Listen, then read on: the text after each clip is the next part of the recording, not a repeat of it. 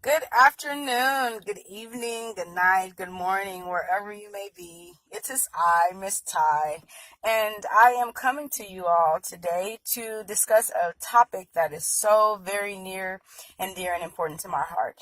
And it's respecting these babies. Man, for some way, or for some reason, adults seem to take it upon ourselves to believe that children are not entitled to respect. Respect is a natural human entitlement. It does not have an age requirement. There are no financial requirements. You don't have to meet any gender requisites, any prerequisites whatsoever. You simply must be born in order for me to treat you with respect. That includes my children. I parent quite differently. I'll admit that. I parent with respect. I am aware that I am not raising children. I am eventually, hopefully, raising productive members of society. Adult productive members of society who are able to, on their own, make decisions for their betterment as well as hopefully the betterment of all those within our community. I'm not raising feeble-minded workers for the world. I am raising thinkers. I am raising children who I have allowed to voice their opinions in life and have a say regarding their life. My children have the ability to verbalize to me as long as they do it in a respectful way.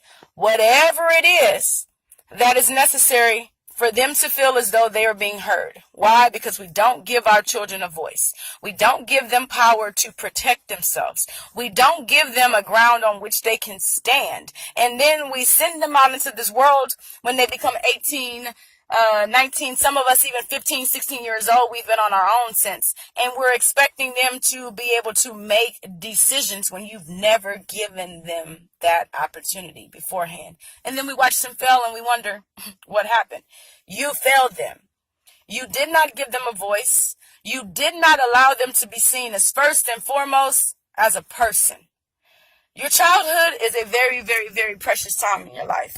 You only get 17 years by which you have the ability to just wake up and be.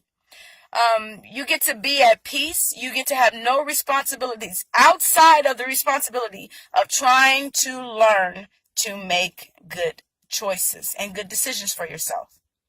Age and us growing older does not necessarily mean that you've learned that very valuable lesson in life. The point of my stating all this is so that way we are reminded as adults that all of our interactions with children should come from a baseline of respect for them as people. Stop seeing these children as children. Begin to see them as what they are, little humans who deserve a say-so and who have a right to have an opinion outside of the opinion that you express.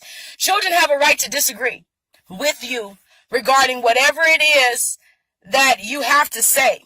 Nobody has to feel or agree with every decision that you make. Nobody has to agree with every thought that you have.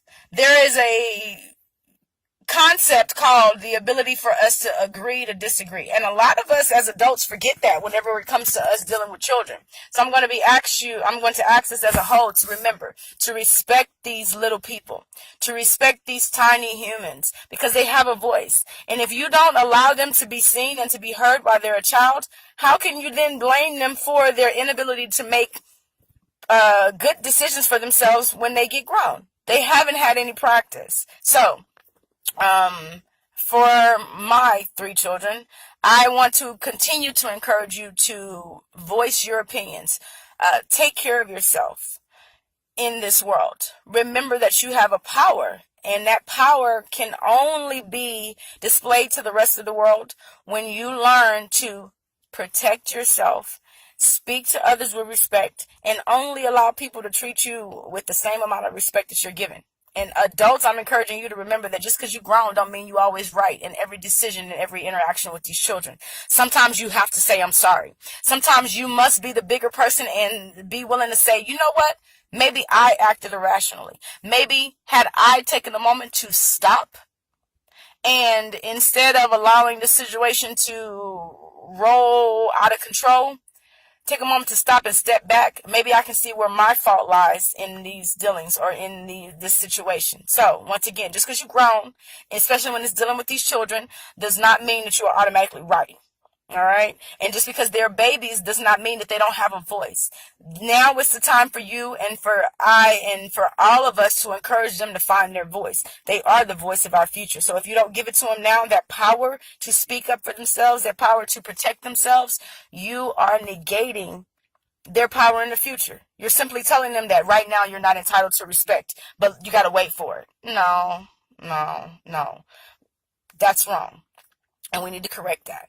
And if we expect our children to grow and be contributing members of society, we must begin to treat them as though they have value right now in their life. So, in closing, outside of the greatest love that Yahweh can give you, or that the Creator can give you, I want to tell you guys that I do love you. I appreciate your time. I appreciate the moment that you allowed me just to speak and to be heard. So, have a great one. I'm not a poet, I just think a lot.